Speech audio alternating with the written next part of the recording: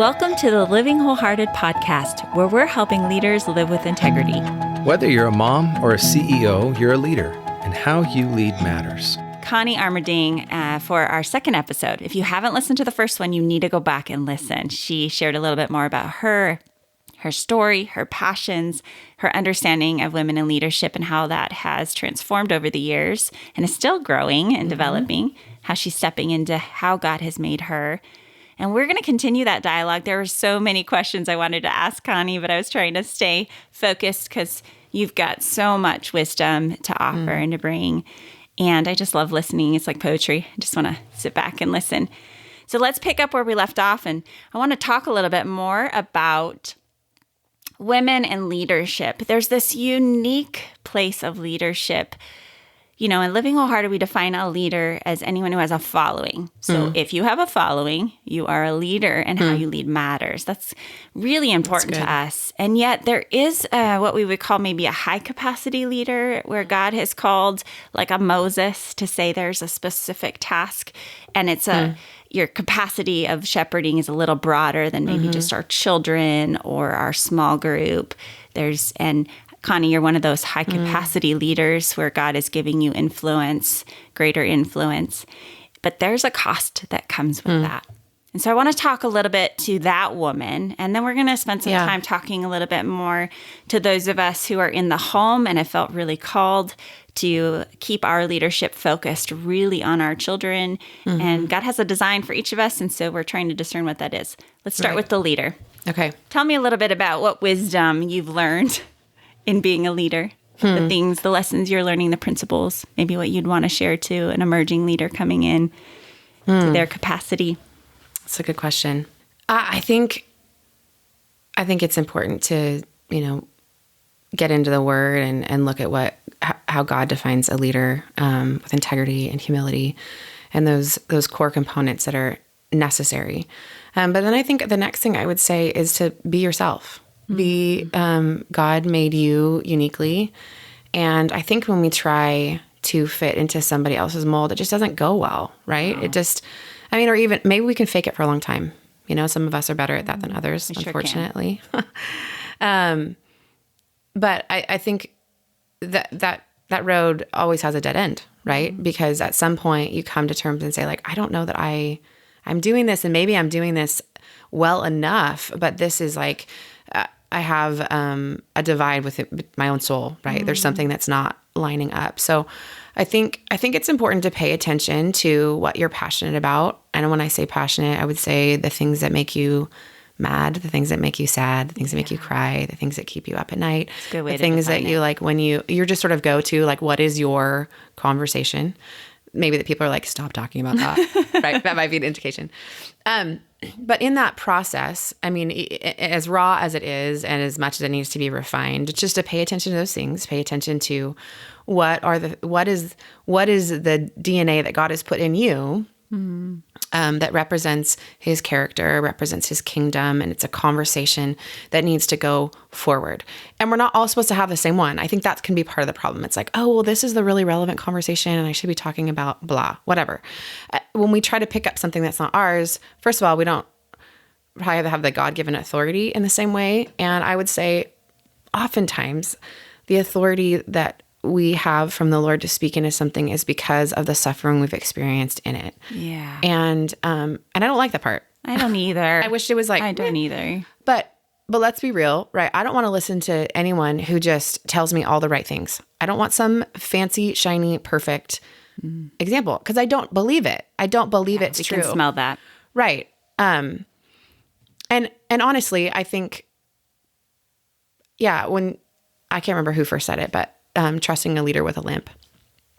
And for the story that comes to mind, I think about Jacob wrestling with God, where he is wrestling with God, and in that moment, God changes his name, right? And he leaves that wrestle with with God with a limp. He's different, right? But also in that wrestle, what he gets is a blessing. He gets a blessing, and I just think that is an example for us to consider, to look at. In that, in our journey of leading, it's not to be powerful. It's not to be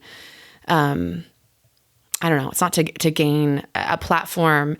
It's about obedience. We talked about in the last episode, being obedient to what God has asked you to do, and understanding that obedience has a cost, right? It has a cost. And so as leaders are starting out, I would say, be yourself, pay attention to what you're passionate about, what God has put inside you, and count the cost, because it's there. And I just think God tells us to count the cost, right? So following him it's so worth it. But especially if we're being called into places of leadership, or we're aspiring to places of leadership, they're not always the same. Hopefully they are. They're not always exactly right. They're not always the same. But understanding even if it might look glamorous from the outside in, it's not. It's a hard road. There's a weightiness to it. And it's important. It's important because you're working out you need to work out your own stuff before that stuff just gets tossed on other people. We need to, as leaders, not to do any harm. And so, which is hard. We're human, right? Again, understanding that we're all sinners and we're all in process. But yeah, to understand that leadership is not just something to attain and some glorious, hilltop experience. Yeah. Quite the contrary. So good, Connie. The younger leader, emerging leader, the aspiring, there's things that we dream of or we see that light up our hearts, and you know that God's maybe put that in you, but the timing is key. Right. And when we're pushing to get that timing sooner, it's dangerous. We're climbing a ladder, what True Face would call the capacity ladder, and then there's a character ladder. And when we're willing to go through the process of the character development, which is slow and painful. It is, right? And it's a lifetime. Then as that ladder, as you go up, the harm, the harm from sin isn't as great, but suffering from obedience is still there. And I think that there's a cost that we forget or we don't see because, on Instagram and social media and all that, we just don't, in reality TV, we don't show that side of things, but there is a suffering. So such good wisdom. Anything else you want to share about that specifically, Connie? Nothing's coming to mind right now, but yeah, I'll come back to it. If it women in leadership, I keep trying to articulate it without sounding whiny, because whiny it's one of those things that I, in my own story, have felt a lot of shame about. And I've had to distinguish between whining, complaining, and being real. And sometimes I get them all confused. So in my merchanting out and I'm verbalizing how I feel, it can come across.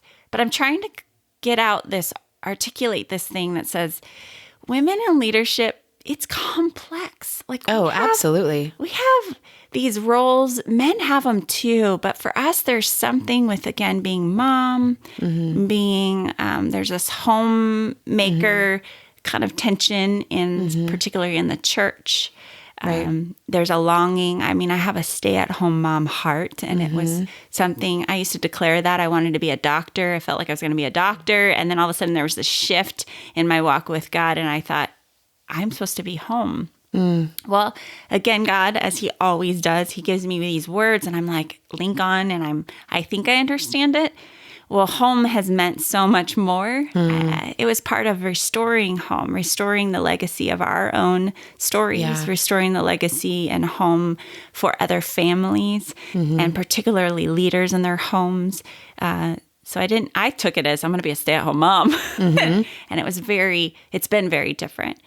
So let's talk a little bit to that mom who is home. She's looking at these high capacity leaders and maybe feeling shame or maybe judgment. Maybe what would you say to her?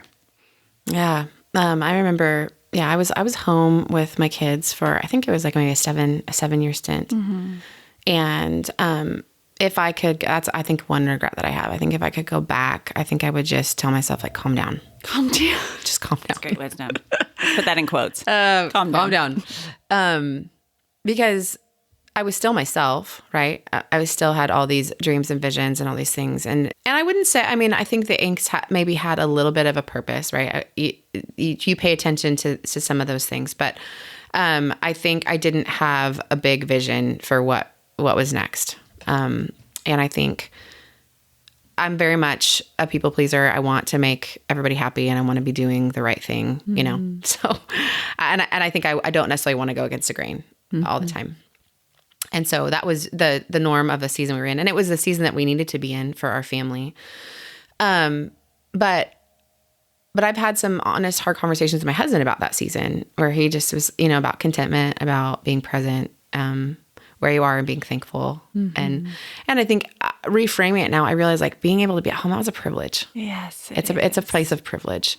And I wouldn't have felt that way about myself in that moment. I was like, oh my gosh, we're penny pinching to make this work. Yeah. Yes. But there's a reality where like women don't even, maybe they're single moms or they don't even have that choice. Right. And they don't have a break. They don't have a breath. And so, I think about maybe some of the things that came out of my mouth and just think, oh man, that was so insensitive. That was so, it was just ugly and yucky. Right. I mean, it was just, I was the center of my world and I was thinking about me, my, now, you know, like what I wanted, like what I was aspiring towards and pushing towards. And of course, hindsight is 2020. Like we can look back and see like, oh man, like, why did I wait? I don't think I wasted those years. I think those years were really important, pouring into my children. I think it's an important, divine process that God does in that season of taking care of more people than just yourself. So whether you're a mother or whatever, as a woman, when you find yourselves in those places where sometimes you can feel it's like a thankless role or a thankless job. In that, I think learning to identify with Christ in those places, and understanding how we access God when we don't have the time that we want. Because it's like, oh, I could dream about like, I just want to sit down and write for hours and I want to like pray. I still dream about that. I do too. You know, but it's like, it just wasn't reality. Right. And so I think there is something that's like, there is an invitation, I think, to understand that God is present with us, whether you have to go to work and you're in a commute in a car and you're frustrated and you're like late and you should spill your coffee, you know, how do you communicate with God in those moments? Sounds like you've been there. Right. Yeah, a few times. Or when you feel like, I just want to sleep, I want the kids to nap and I don't want to change another stinky diaper, you know, or like there's Sharpie on the wall again, right? Whatever it is, I just think it's understanding how we identify with God, our need for God in every season, and then understanding that seasons change. And then also, I think this kind of goes back to what we talked about last episode about comparison. I think sometimes as women, just because it's our own experience, we want it to be like the right thing, right? Or we're trying to convince ourselves more than anybody else. It's like, this is the right thing. This is the right way to parent. This is the right way you shouldn't be working. You should, we're shoulding everybody. And it's like, that's never a good situation. So I think just being gracious, to live your own story and give yourself the permission that story is going to change in seasons to come. And that those around you that are in their ever evolving, changing story, that there would be grace. I mean, I think about when I first became, a mom of twins first, you know? Oh my goodness. And it was like attachment parenting or like, do I put them in the crib? And I remember being like petrified and being like, I'm doing it this way because this is what's working for me, but I'm scared to tell everybody else because like, I think they're going to think I'm a bad mom. Yeah. Yeah. It's like, I think we just live our own stories and how do we, first of all, like let ourselves off the hook, don't judge ourselves so much.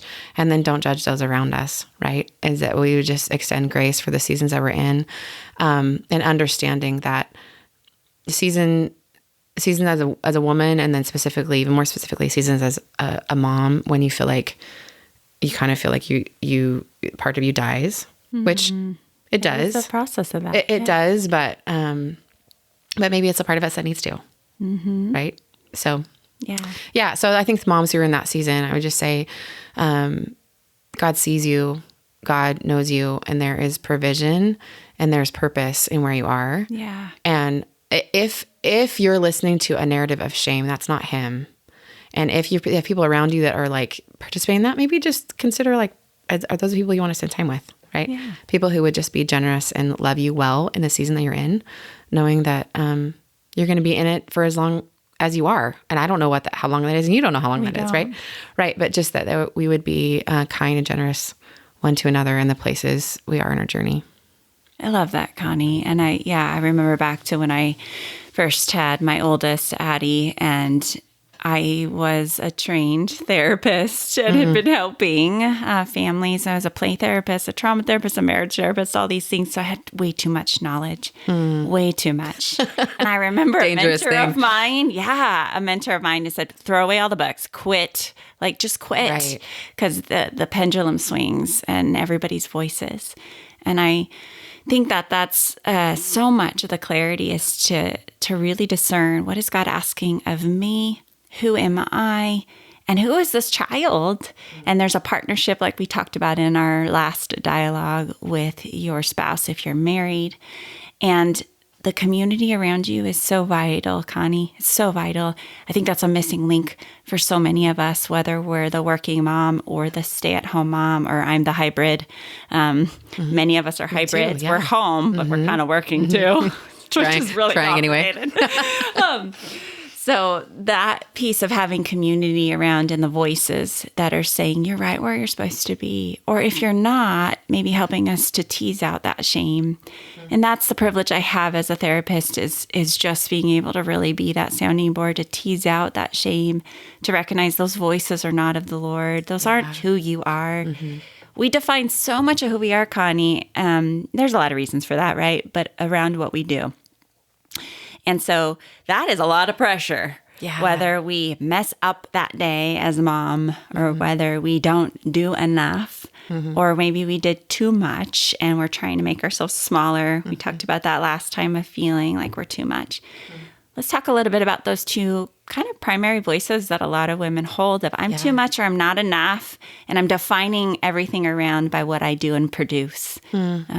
And how my children look or how my work looks or the work I don't have. Oh, that is such a challenge. I remember when I was a stay-at-home mom. And this was just, I'm sure anyone who heard me talk was like, oh, you're just so insecure. Because judgment. Because I was not okay with just saying like, I'm home. Like I felt like I needed to be like, oh, I know I went to college and I was worked in kind of defending in education for, this many years. Totally. And it just, so that's what I'm saying. Like, I'm sure someone was like, oh, it's okay. You're okay. You're okay.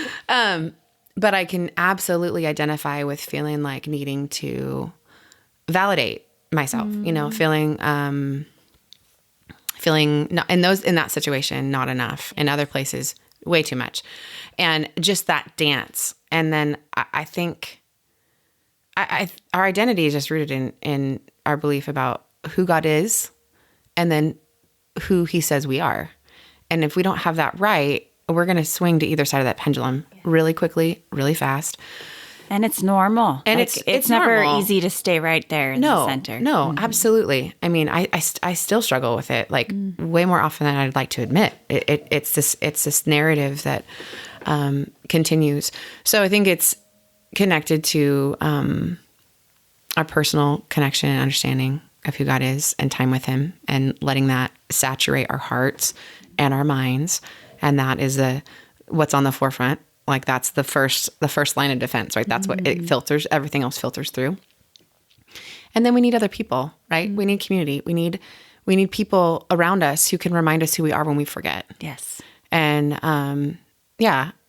if you're married, maybe that's your spouse or a close-knit group of friends, or people who can tell you the hard word and the true word, right? Because sometimes we just need a big hug and someone needs to be our cheerleader and tell us to keep going. And then someone needs to tell us, calm down. Calm down. Quotes. Calm down. Right? Or like, hey, can I give you some feedback? Can you just hear me say this? And those aren't fun conversations. But I think those are built when we have equity and we have trust and we've been through the fire with that friend enough times, and we know they believe what's true and right and good about us, and we know that they love us, right? Because I think when we start to posture and we start to strive, we live in a world that's all about like hustle, work harder, keep going, don't stop, and it's like I don't want to do that. Like, and if I have to do that to keep up, then like I'm gonna dip out. Like this is. You will burn out. I will burn out. Yeah. I see it happen. I think our souls are an indication. We can feel it deep inside. It's like, this is not right. Something is off. So yeah, I think I think it's twofold, right? I mean, it's an understanding where our identity is rooted, and never steering too far away from that, like having that be our rudder. And then having people in our life that can remind us when we forget, because we do. I love it. Yeah. Oh, Yeah. Connie. Okay, so that's the plug for Encourage, being daughters rooted in grace, because that's the premise right there.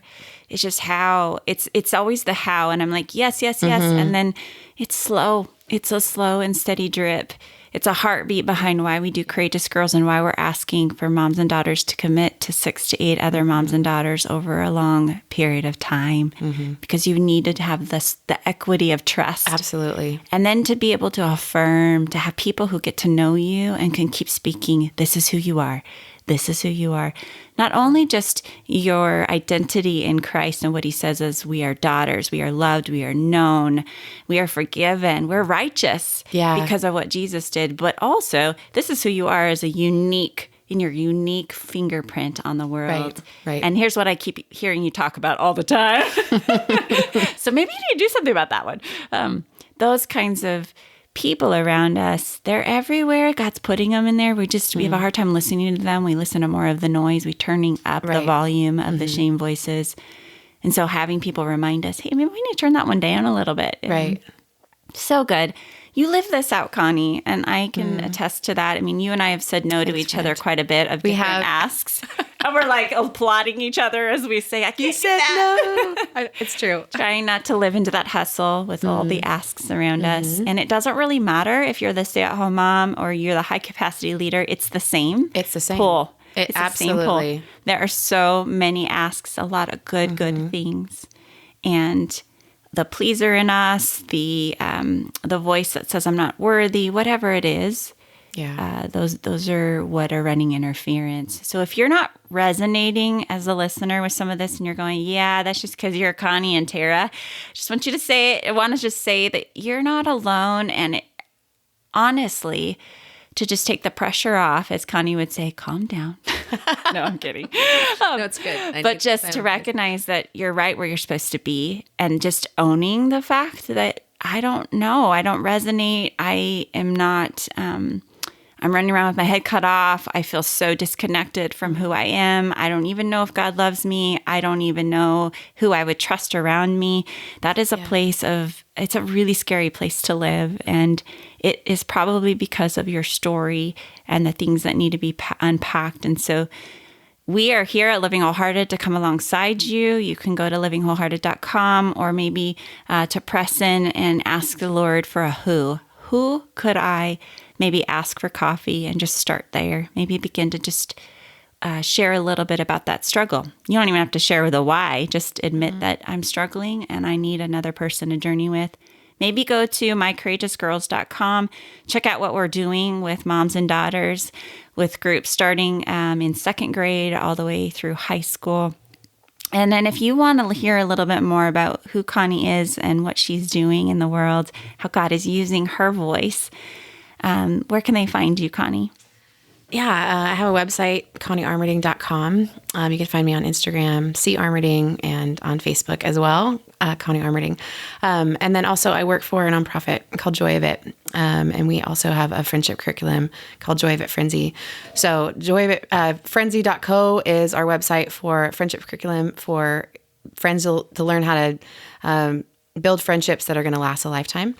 And then at joyofit.org, we have resources for individuals and churches and organizations all over the Portland area to get connected, have face-to-face relationships so that we don't live in the silos behind technology, but we actually connect face-to-face. So, yes. Amen. That's what we're about. Yes, face-to-face. absolutely. So everything that we're putting out here at Living Wholehearted is really out there on the World Wide Web, is what I say.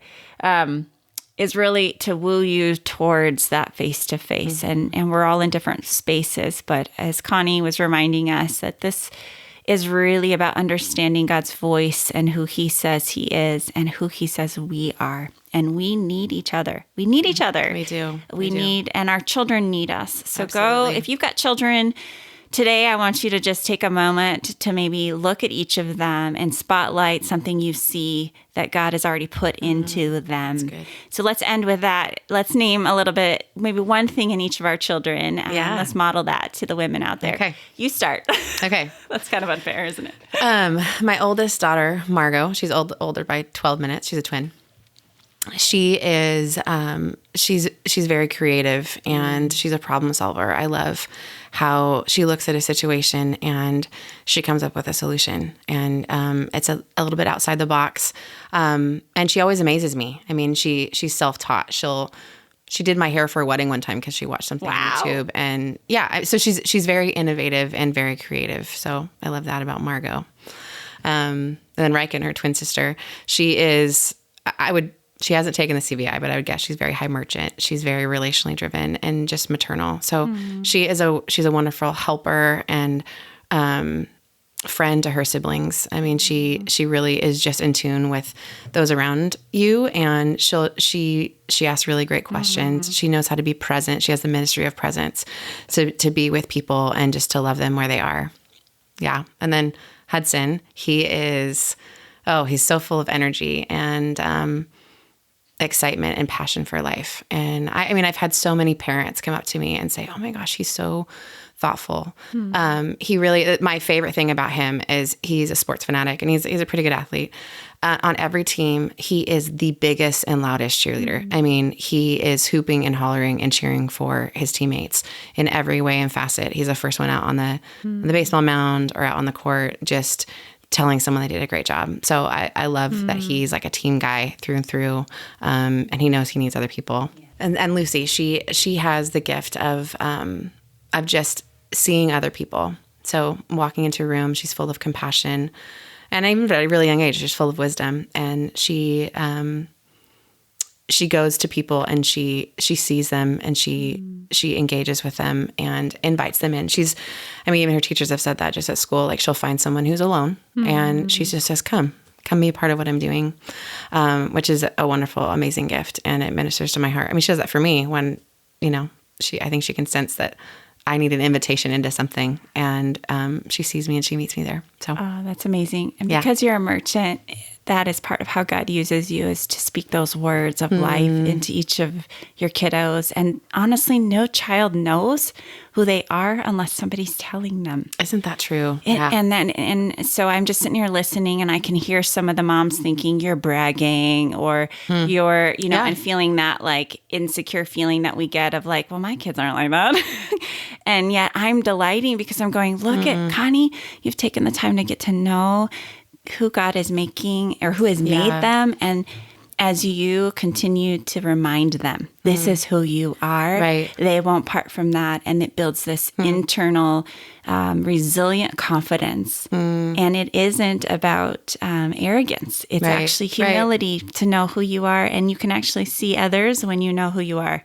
You don't true. have to defend yourself or make or draw attention back. You can just be confident and stand in that. So let me end with my kiddos. Your turn. I want to hear it. I love it. So my oldest, Adonai, we've always called her wise. When she was younger, she was so, some would say cautious or shy. And I would always say she's just wise because she's just very observant. She notices everything.